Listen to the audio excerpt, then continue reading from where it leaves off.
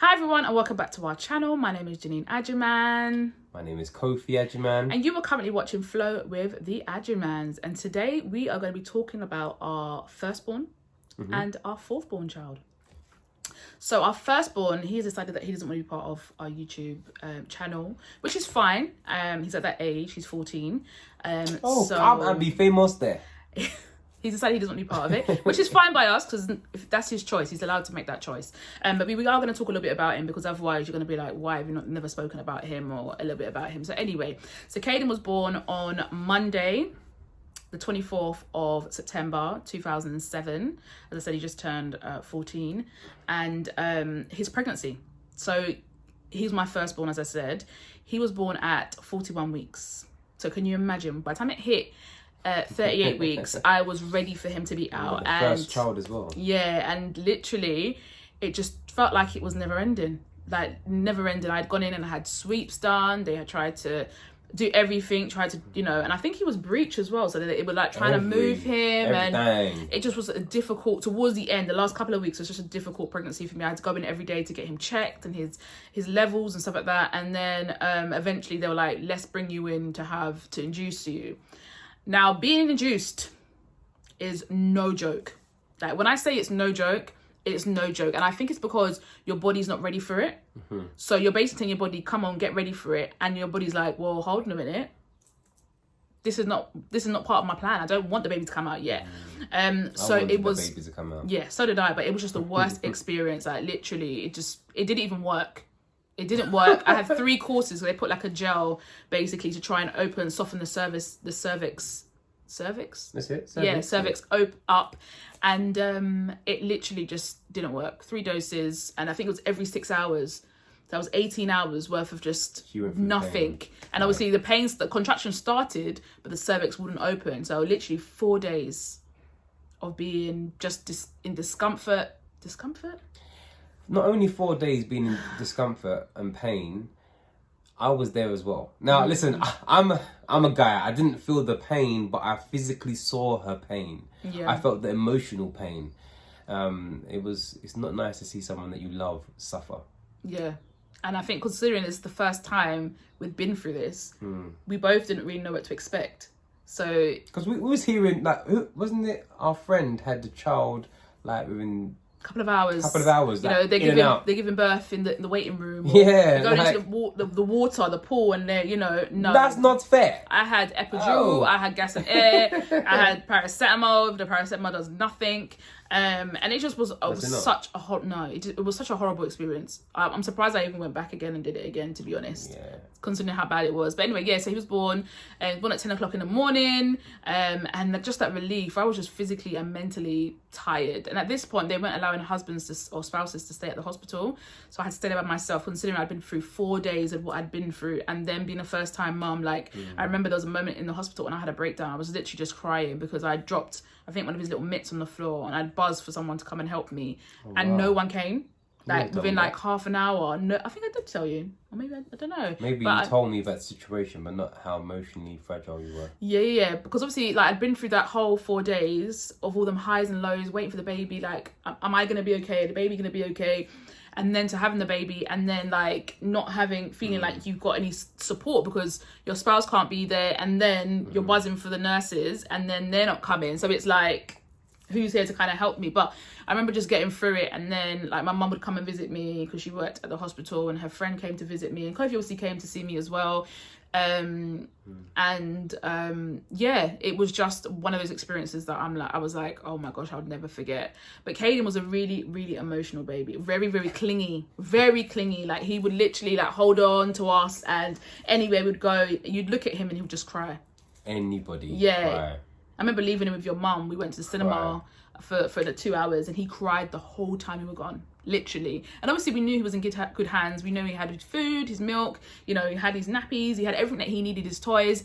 So she called us and was like, he's crying. I was like, well, if we don't do this, he's not going to get out of this. Yeah. So we need to start to encourage it. And especially because it was someone that we trusted as well. I didn't want it to be a thing where, we weren't doing it anymore. But yes, that's Kaiden as a baby. And growing up, Kaiden's always kind of did different sports. But currently at the moment, he's doing athletics, rugby, and he's also learning how to play the piano. And he's thriving in all three of them. Areas. Yeah. We tried him in the acting route, and he did it, liked it, because my previous background is an actor. Mm-hmm. And then he was like, it's not for me. I think COVID really played a massive part in that, because over that period, he was doing it before COVID, and then obviously everything closed down due to COVID and stuff like that. And I think just in that time, his interest just changed, and it was quite a journey, because he was attending a really good school in central London, and it was just everything, I think, combined. But now he's really found something that he's really passionate about, and he's really enjoying all three of them. And I'm just hoping that as he gets older, he pursues one of them, whatever field that he decides to, he pursues it. And he's also academically really clever. In his lessons, he's doing really, really well. And we're really proud of him. Really, really proud of Kaiden. So we're going to go on now to our fourth born child. And actually, the gap between them is 10 years exact, because Jenai was born Sunday the 3rd of September 2017. Yep. So 10 years from my first to my fourth. Wow, can you imagine? What was happening on the day? Yes. So the day, so there was a lot going on around Jenai's pregnancy. Obviously, with 3 children, Kofi was working, I was working. There was a lot going on, and Kofi was actually starting a new job. He was due to start. Yeah. So you were due to start a new job on the Monday. Yeah. And I remember saying, I was literally like on the bed, laying down, and I was literally like, God, please let her come today. And this day on Sunday, please let her come today, because I'm hoping if she comes today, they may give him some days off and let him start on Wednesday or something, so he can give him time to help. Because obviously, starting a new job, you don't get maternity leave. And at the time, you wasn't getting maternity leave. Yeah. I'm sure you get it now as a husband. No. It was just because it was a new job. If you had to be working a certain amount of time in a job before you were able to get maternity leave. Okay. So you wasn't entitled to it because it was a new job. So they wouldn't give it to you. So literally I was like, God, please let her come today. Like, obviously it's the 3rd. I'm born on the 3rd. I'm born November 3rd. So I was like, I really want to be born on the 3rd. Please come. And anyway, so the morning was fine. I think I got up and made breakfast for everybody. And then we were just kind of chilling out. And then I said to Kofi, you know what, cut the boys' hair, because obviously they're going back to school, a new school year, cut everyone's hair, let them look fresh and get ready for the new school year. So it was about, I would say it's about 1 o'clock in the afternoon, right? No, it was about 12, because I remember my mum was at church. I tried to call her. So it was about 12 o'clock, and I laid on the bed, and I was just laying there, and all of a sudden, a massive gush. But that's our first time witnessing and going through the other ones that I literally, they broke my waters in the hospital, or they didn't break it at all because it was during like the cesarean. So this was my first experience of having that gush, and I was like, oh my gosh. So can you imagine, all the kids just had got their hair cut, none of them had a shower, and I think Kaiden actually had just got in the shower to have a shower to wash himself off and everything. So literally I got up and ran to the toilet, and it was just gushing out, and I was like, Kofi, I think my waters have broken. And he was like, absolute panic. But the thing is, I tried to I don't think I was panicking. You were kind of like, oh my gosh, there's hair everywhere, like yeah, because literally I think you'd cut your hair as well. So everyone was just kind of like, but the thing is, the good thing about it, we'd already spoken to the kids about it. So I said, because the hospital we attended was the one that I was born at St Thomas's, and all the 3 older boys had been born there also, and we live in Essex, so it's a massive journey to get to St Thomas's from where we live. So I had prepared my hospital bag, a change of clothes for Kofi, for the kids was already at my mum's house just in case.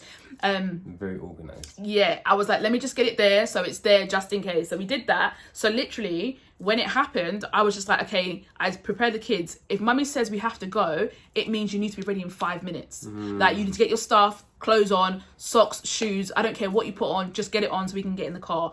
And Kayal, bless him, and Kaiden, they were so fantastic. Kaiden literally showered within like 3 minutes. Whether he did it properly or not, I don't know. But he was showered, in, out, dressed, on the stairs, stuff ready to go. Let's go. Kayal was like, ready. Obviously with the autism, you're thinking, okay, he's going to be asking loads of questions. He's going to Nope, Kayal was just on the stairs, ready. Mum, I'm ready to go now. Good to go. Kian obviously was a bit younger, so we had to help him get ready. But, you know, we made it out within like 10 minutes. Oh, wow. We were literally everyone in the car. The house was obviously a bomb because of all the cutting of hair, and we weren't prepared to leave. That doesn't matter. It didn't matter, of course. More concern was getting to South. to get to the hospital and stuff like that. So yeah, we did that, got all the kids to my mum's house, went to the hospital, and we got there and they were just chilling. Do you remember? We got there and they were like, because they've seen this all before. I know, but I thought there was like an emergency, like you need to get it done like straight away. It wasn't meant to be a planned cesarean section. Yeah, it was planned. Because the water. I think it was the Friday after she was born. So it was the 5th? No, what would it have been? Yeah, I think it would have been the 5th. No. So it would have been the Friday. So that would have been the 4th, 5th, 6th, 7th, the 8th. So it was planned for the 8th of September. So obviously she'd come earlier. But I'm thinking because the waters have broken, it means she's coming out. And they're like, no, your contractions it's not increased enough for us to say. They were chilling because they know about this stuff. And I think they had more emergency people that cesareans or emergency stuff that people they need to get in before us. So they were like, just wait, and just was waiting around while I was just gushing. I was like, and I was scared because I was like, is this normal? Is this not normal? Because I'd never experienced it before. So yeah, that was the hospital. Then obviously I went into cesarean, went quite late. I think I went in at like 7 o'clock in the evening. We got there like 5 and I didn't go into like 7. So she was born like 9 o'clock in the night. And I was super scared. I'm not even gonna lie. Oh, I remember this one. This one she was very afraid. I was very scared, and I remember I was trying to sing songs to her or play play music. So I created a playlist because they were like, you can create a playlist to listen to during the theatres, during the cesarean while it's happening. So I created that. Yeah. And I just remember Kofi was talking to me, trying to calm her down. Yeah, he was being loving and trying to talk to me. She shouted at me. Yeah. Like, well, I understand. You was in an emotional state, but I was being nice. I know. I was like, Kofi, please. I don't want to hear it. I don't want to hear what you got to say. Like, listen, I just want to get this surgery done. And I kept on talking to the surgeons. Why were you scared? I think because it was my 4th one, and you always hear that you're not supposed to have more than 3 cesarean sections. And with my third one, I had a really bad experience after. And it took much longer because I had a lot of scar tissue. After my 2nd and my 3rd, I had a lot of scar tissue. And I remember that the actual doctor said, Janine, no more children after the 3rd one. Yeah. And obviously we didn't listen to that advice. So I was just scared. I was scared, and I was just praying, and we had our worship music playing, and I was just like, God, please, I know you've got me. Like, I was literally just every minute asking questions. Are you need it done? How's it going? And one thing that I think also scared me was that they give you the risks. What could happen? Oh, if you start to lose a lot of blood, we're going to put you to sleep. And that's one thing I didn't want to do. I never had any other surgeries apart from my cesarean sections, so I was always afraid of being put to sleep. And I don't know why, because I've been put to sleep before, but I was just scared of being put to sleep, and if I was put to sleep, Kofi would have to leave and all that, and I just was running through my mind, and I just became really anxious and really scared. But everything went well. The cesarean section actually was really, really well, and it was a bit long though. It was very long. It was 2 hours. Longer. Yeah, it was.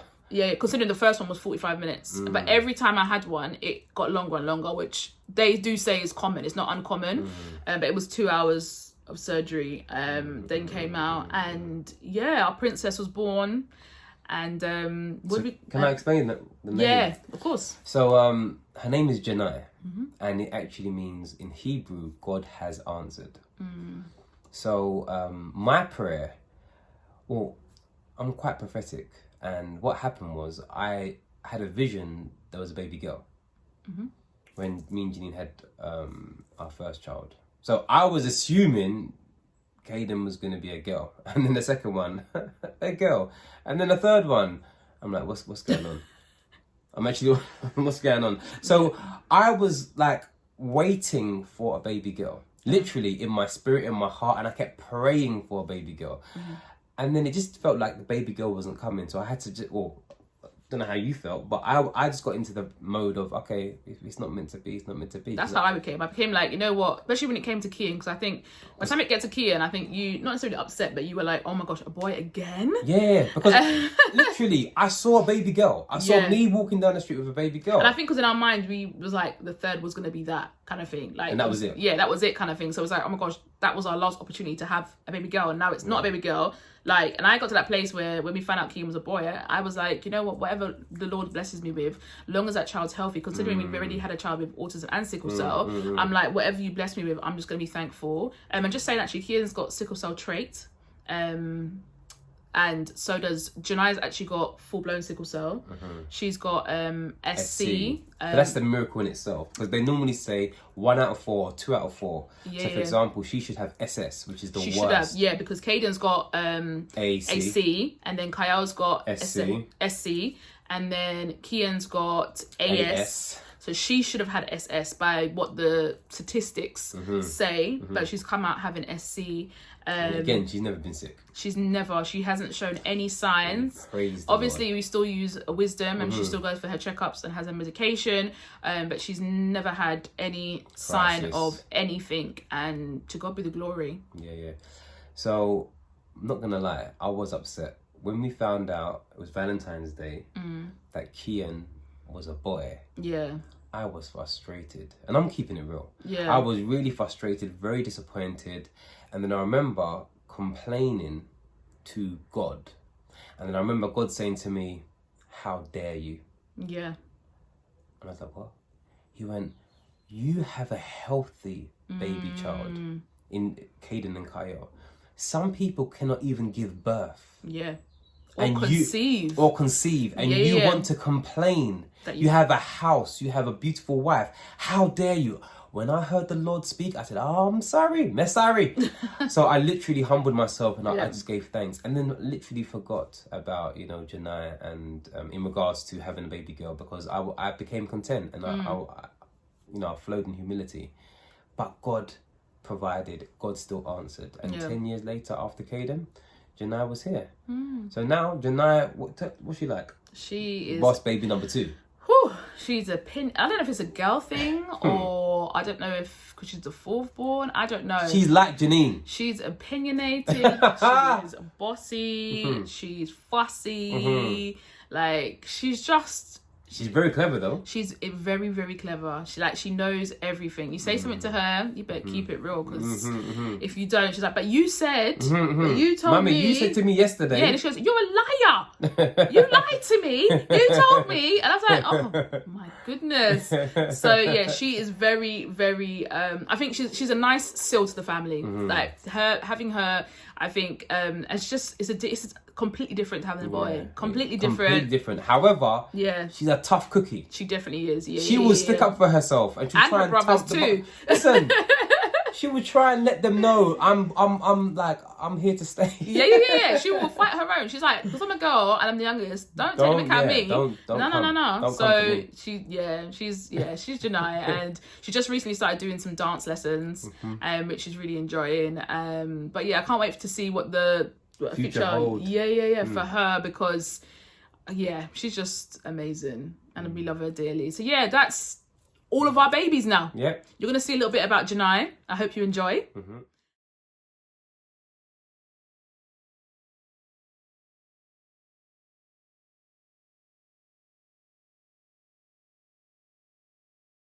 Can Mummy help you? Look, here you go. Go on in. Put it in now. Warning. This program Go on, put it in. contains strong language from the outset and throughout. Good girl. Yay! 5, 4, 3, 1. Jenai. 5, 4, 3, 2. Hi, Nine.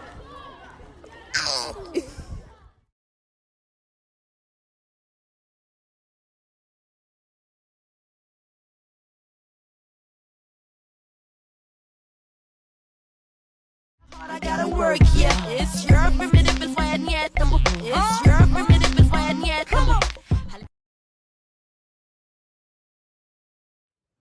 I hope you enjoyed that. That is a little snippet of our princess.